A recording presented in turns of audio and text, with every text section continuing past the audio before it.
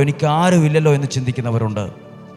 നിനക്കൊരു ദൈവമുണ്ട്, സഹായിക്കുന്നൊരു ദൈവമുണ്ട്, ഉയർത്തുന്നൊരു ദൈവമുണ്ട്, അത്ഭുതകരമായി നടത്തുന്നൊരു ദൈവമുണ്ട്, നിന്നെ ആരോഗ്യത്തോടെ തിരിച്ചു കൊണ്ടുവരുന്ന ദൈവമുണ്ട്. വരണ്ട അസ്ഥികളായി ഉണങ്ങി വരേണ്ട അവസ്ഥയായിരുന്നു. തിരിച്ചു വന്നപ്പോൾ ഉണങ്ങി വരേണ്ട അവസ്ഥയിലല്ല, അത്ഭുതമായിട്ടാണ് മാറിയത്.